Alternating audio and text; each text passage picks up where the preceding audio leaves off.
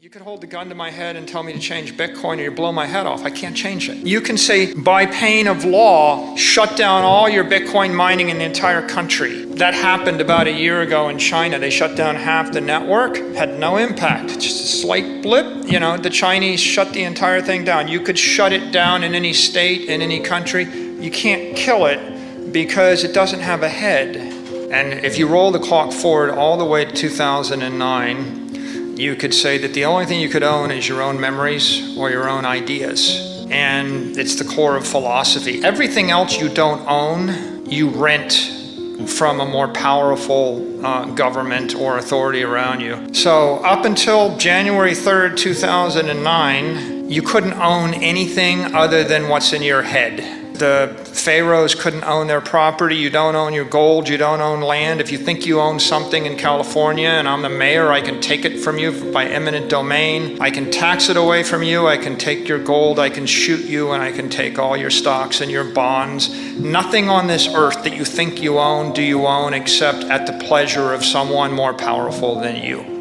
January 3rd, 2009 is the singularity where, for the first time in the history of the human race, you have property rights. And you have property rights because we come back to my first principle. The only thing you own are your memories. To the extent that your money is reflected in your memory, no one can take it from you. So Bitcoin was this invention whereby you could memorize a private key. You could put 1,000, a billion, a million, 10 billion, any amount of money in your head to the extent that the network has that wealth in it. And no one can take it from you or coerce it out of you via, at the barrel of a gun. I can shoot you and take all your stuff right now, all your property, if it isn't Bitcoin based on private keys. Bitcoin is a technology to convey property rights via the technology of encryption and cryptography. And to the extent that you use it properly, you finally have perfected property rights. And not only can you resist any coercion, but you can, for the first time, take economic energy with you to the grave. The pharaohs couldn't, right? The most powerful person in Egypt could not take economic energy with them to the grave.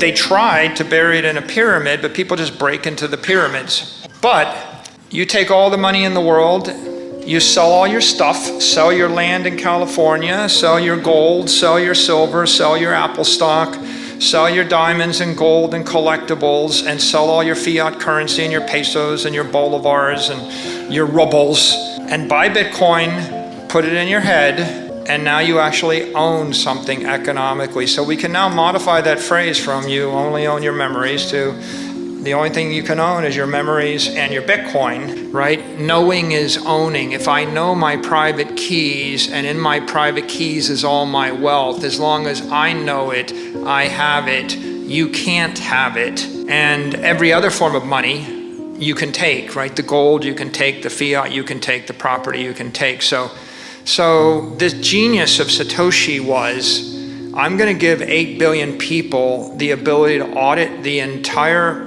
21 million supply. I'm not going to rely upon a central counterparty or bank or government in order to verify that. There's no way to cheat it. You can't cheat the system, and no one can cheat you with force. You could build a multi-billion-dollar company. You could generate hundreds of millions or billions of dollars of profits.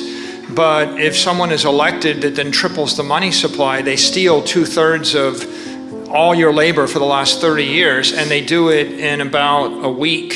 If someone can, in essence, steal everything you've done and everything you're ever going to do with the click of a button, then you can't win by playing that game. And so John Galt kind of said, well, we know we can't win no matter how hard we try, so we should just withdraw and go and strike. And Satoshi took a different point of view, which is, yeah, we know we can't win as long as we hold the currency of a corrupt government. So the only way to win is to create an immortal, incorruptible currency.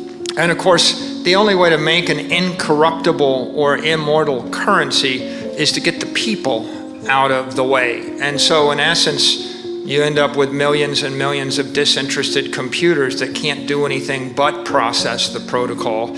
And there is no discretion of a CEO or a corporation or a government in the mix of it.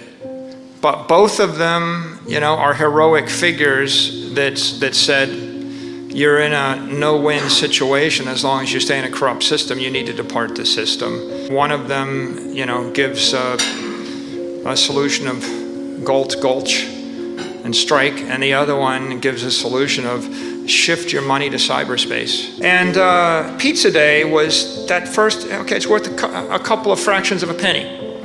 And then it's worth $1, and then it's worth $10, and it's worth $100, and it's worth $1,000, and it's worth $10,000. And so today it's alive, and it's something, but it was able to be bootstrapped without a CEO or a board of directors or a headquarters or a nexus or any early founders. And therefore, it does have this characteristic of incorruptibility.